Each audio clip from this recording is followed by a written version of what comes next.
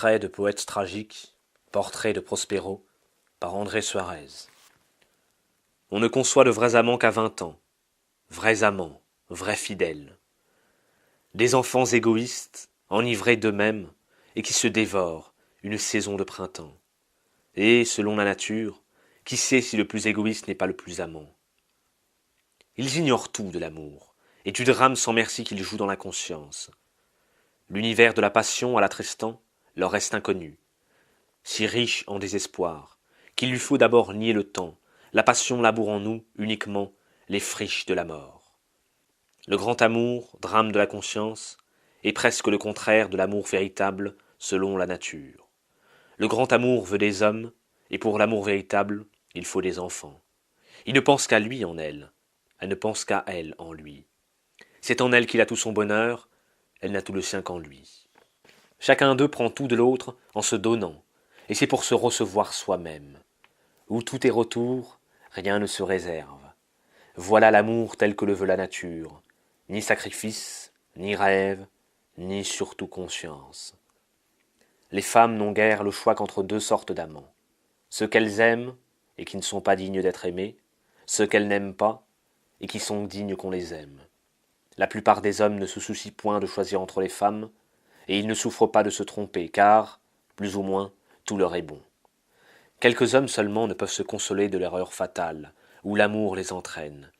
Elle les désespère à la mesure où ils aiment l'amour, et s'en font une merveilleuse idée. Pour cela, en vérité, les femmes ne sont pas de deux sortes ni de trois. Ils n'ont jamais le choix. Le poète sourit à cette délicieuse misère. Les femmes nous ont corrompus à ce point que nous rêvons d'être aimés comme elles. Nous tombons dans cette indigne faiblesse. Désir d'être aimé, la folie n'en est pas moindre que l'injustice. Qui mérite qu'on l'aime, comme les femmes veulent être aimées?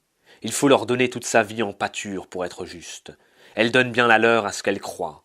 Le désir d'être aimé est un rêve de parasite. Fait pour la mort et tout plein de mort, pétri de péchés, de malheurs et de misères égoïstes, présent où il est, pour un jour ou deux à peine, encore plus vain que méchant, encore plus misérable qu'éphémère, cet être d'un instant veut qu'on l'aime et qu'on l'aime uniquement. Il n'a pas plus la vie qu'un rayon sur l'eau, qu'un souffle efface, et il voudrait qu'on vécût pour lui. Il est imparfait comme une dent malade, il est trompeur comme une erreur, il est la dupe fatale, qui ne dupe pas moins qu'elle n'est dupée, et il exige la foi d'une amour parfaite. L'injustice de ce désir en passe-t-elle la démence, ou la démence l'inique présomption? Tu ne me demandes que la vie, et tu me donnes la tienne en échange. Tu ne me demanderais pas la vie si tu l'avais pourtant. Désir d'être aimé, force de la femme et faiblesse de l'homme. L'homme le plus homme, disait le poète, est celui qui aime le plus, et le héros celui qui attend le moins de retour. Dieu, le tout amour, est le soleil de la solitude. Elle est mâle et créatrice, la puissance qui aime chaque chose vivante autant qu'elle peut s'aimer elle-même. Et ainsi qu'il a créé en l'aimant. Celle-là est le soleil d'amour. Tout objet est femelle en ce qu'il aspire à la vie. Il désire l'amour. Il ne se connaît, il n'est enfin que si on l'aime. Sur ce modèle, l'artiste cherche Dieu et l'approche. Les grands artistes sont ainsi les saints de Dieu, à leur façon.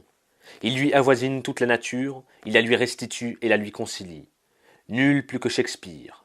Tout donner et ne rien avoir. L'amour de l'artiste abonde en clarté sur l'amour divin. Adieu, brûlant Roméo.